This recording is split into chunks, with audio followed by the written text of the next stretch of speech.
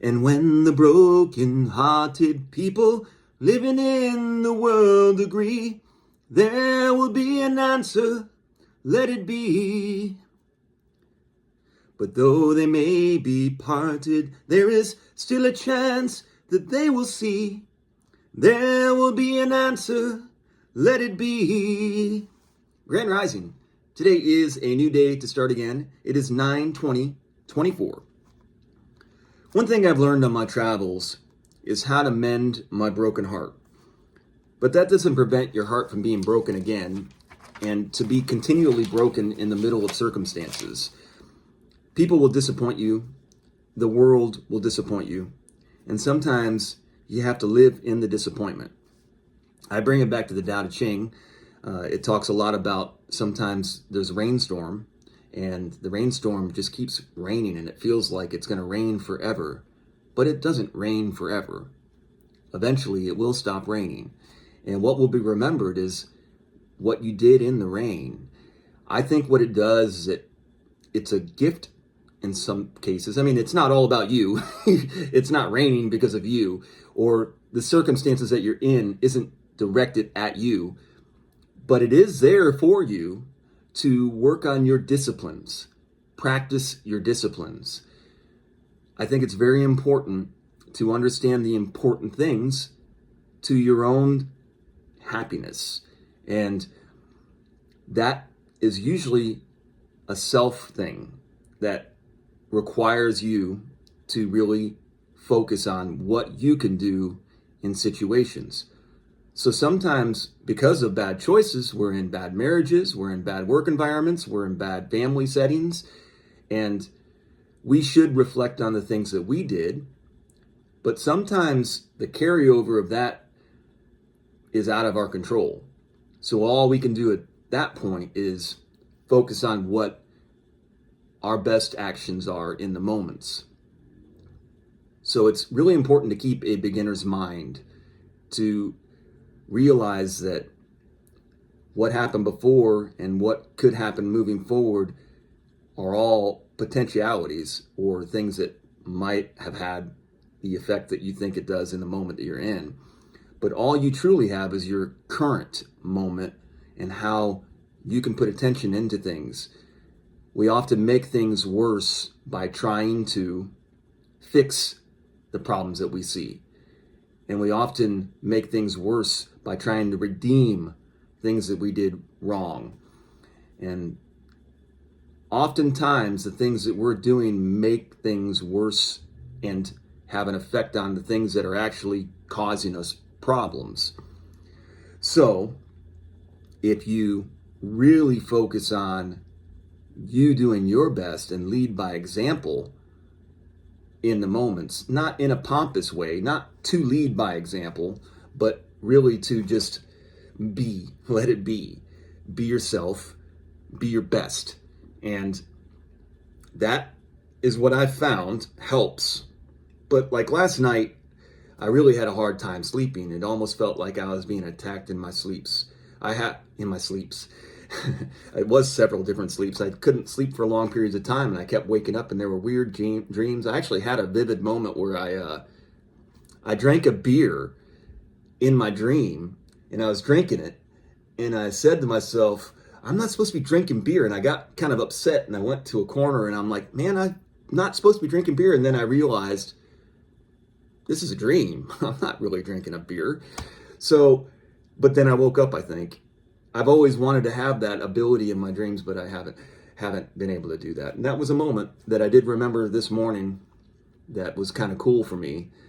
So maybe I can build off of that. But I've been dealing with some strange situations where I don't really understand it. Like I'm trying really hard to do things the right way, and I'm getting bad responses in some areas and then good responses in other areas. And I don't know how to really handle it other than to just keep trying to be my best and do my best moving forward.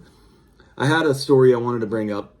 When I first moved here, I was really having a difficult time. I'd lost my apartment, I'd lost my car, and I didn't have the ability to earn income anymore because I was using my car to earn income.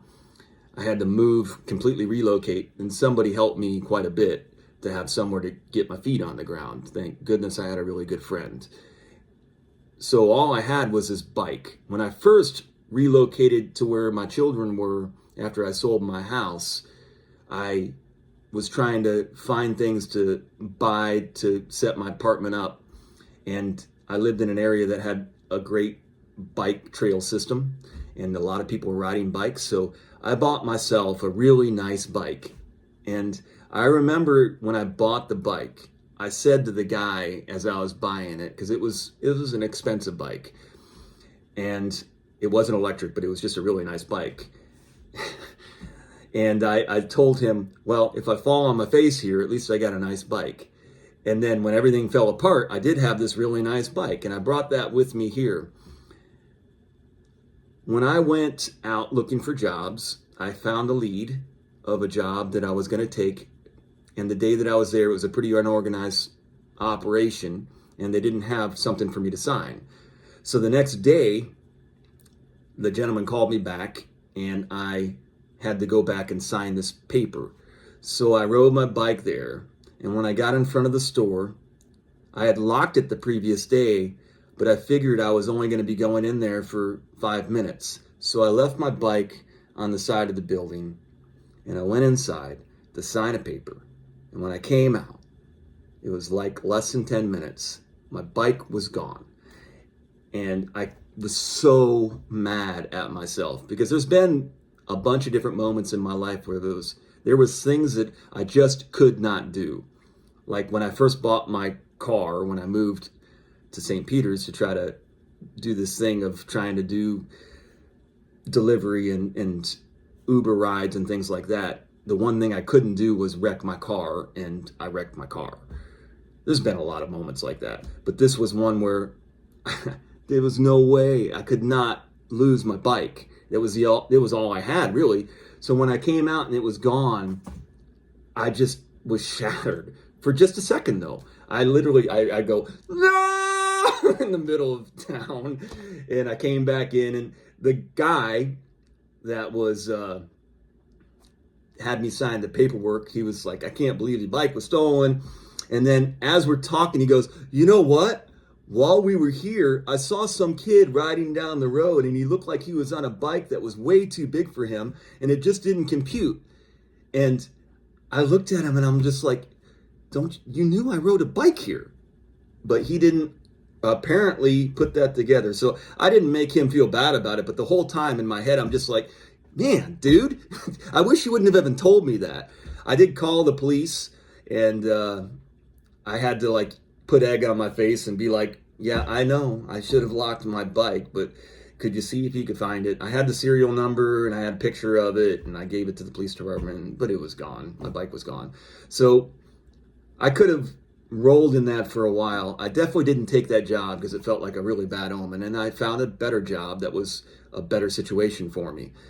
And I went to Walmart, and I bought myself a $300 bike, which is not near as nice as my other bike. But I brought this up because sometimes you just get hit in the face over and over again. And a lot of times it's because of stuff that you did that were really dumb. And like, I could have left that bike there every day, every hour, every minute for 10 years. But the moment that I left it was the moment where some kid came by with a little bike that was broken, picked my bike up and took off. And that was it. And that's my own fault is what happened. But it does feel like the whole universe is against you in that moment. But I didn't take it like that. I just was like, there it is again. I'm going to have to just keep moving on and moving forward. That's my little story about my bike getting stolen. I'm Pee Wee Herman. I actually, in elementary, I did a Pee Wee Herman thing on stage, and it was like one of my best moments in life where I was acting like I was Pee Wee Herman on top of a table when I was in like 3rd or 4th grade. I can't even remember, but the whole crowd like jumped up. It was more because the 2 friends that I was with were trying to hold balloons. They were acting like women, and they had balloons in their shirts, and they were having to hold them down. This is a lot of gobbledygook. But anyways, that's my story today. I went really long again. This was supposed to be a short video. All I can say is let it be.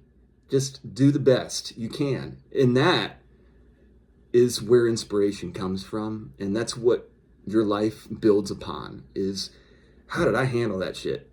How did I handle it? I handled it about as good as you can handle it. And that may or may not give me blessings in the future. But if you expect blessings, then you're not doing it for the right reasons. And if you can show how to mend your broken heart to other people, that can have an effect. Have a great day. Do good. Be good. I held it together. I didn't cry at all.